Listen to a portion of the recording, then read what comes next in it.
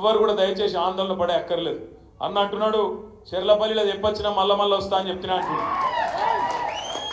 మనం బోడు కాదు, అవసరమైతే ఎవరిని పంపాలనో వాళ్ళని పంపే రోజు మళ్ళా వస్తుంది, తప్పకుండా రాసి పెట్టుకోండి.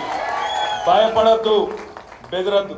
ఈ గులాబీ జెండనే మనకు గుండె ధైర్యం, ఈ గులాబీ జెండనే మనందరికీ కూడా ధైర్యాన్ని ఇచ్చే జెండా, తెలంగాణ సాధించిన జెండా. ప్రాణం పోతదని తెలిస్తే కూడా ఆమరణ దీక్ష కూర్చొని తెలంగాణ సాధించిన నాయకుడు మన నాయకుడు కేసీఆర్ గారు. కాబట్టి ఇట్లాంటి రేవంత్ రెడ్డి ఉడత ఊపులకు, ఈ చిట్టినాయుడు గారి చిట్టెలిక పనులకు భయపడేటోడు ఎవడు లేడు. పెట్టుకుంటే పెట్టుకో కేసులు, ఏం పెట్టుకుంటావో పెట్టుకో, ఏం చేసుకుంటావో చేసుకో. ఎందుకంటే మనం తప్పు చేయలే. తప్పు చేయనోడు భయపడడు, నిజాయితీకి ధైర్యం ఎక్కువ ఉంటుంది. అందుకే నేను ప్రార్థించేది ఇవాళ లగచర్ల మొత్తం తెలంగాణ ప్రజలకు స్ఫూర్తి. మీ కొడంగల్ రైతాంగ పోరాటం ఇవాళ తెలంగాణలోని ప్రతి బిడ్డకు ఇవాళ మీరు ఆదర్శంగా మారిర్రు. ఖచ్చితంగా కొడంగల్ ప్రజలకు నేను శిరస్సు వంచి నమస్కారం చేస్తాను.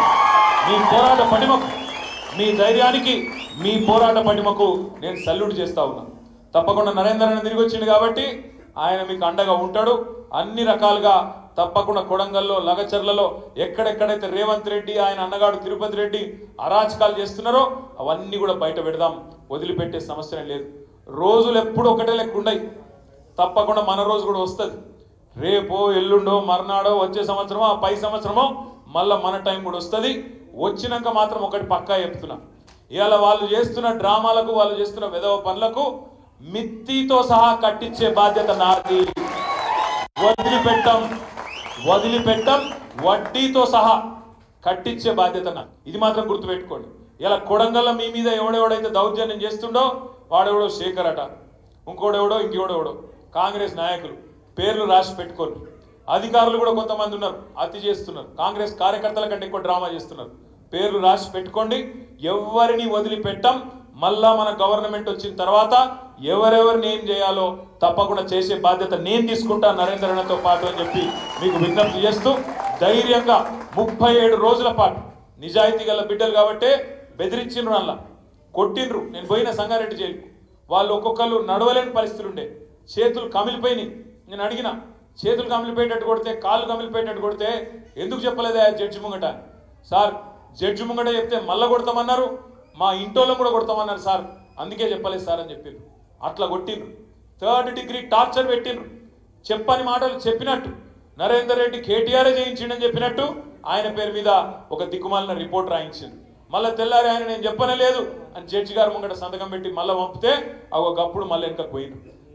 చెప్పినట్టు జరిగినట్టు ఇవాళ మనోళ్ళను గోసముచ్చుకొని 40 మందిని ఇష్టం వచ్చినట్టు కొట్టి, గిరిజన ఆడబిడ్డల ఇంటి మీద అర్ధరాత్రి తాండాలకు పోయి దాడి చేసి వాళ్ళని ముట్టకూడని చోట్ల ముట్టి ఇవాళ గూండాల కంటే నికృష్టంగా, హీనంగా ప్రవర్తించింది రేవంత్ రెడ్డి ప్రభుత్వం. ఆయన ప్రభుత్వంలో ఉన్న ఆయన అనుచరులు, ఆయన ప్రైవేట్ సైన్యంగా పనిచేస్తున్న కొంతమంది పోలీసులు. ఇది మంచిది కాదు ప్రజాస్వామ్యంలో.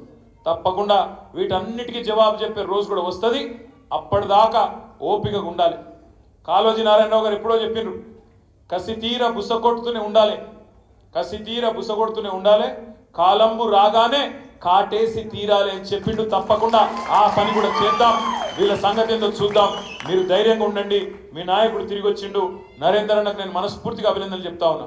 ఎందుకంటే నేను కలిసిన ప్రతిసారి, జైల్లో కలిసిన ప్రతిసారి ఒకటే చెప్పిండు, అన్న నా గురించి వదిలేయండి, నన్ను వదిలేయండి, నేను ఉంటా, మంచిగానే ఉంటా, ఏం కాదు, మా వాళ్ళని ఇడిచిపెట్టుండ్రి, మా రైతుల సంగతి చూసుకో, వాళ్లకు జల్దీ బెయిల్ వచ్చేటట్టు చేయి అన్నాడు.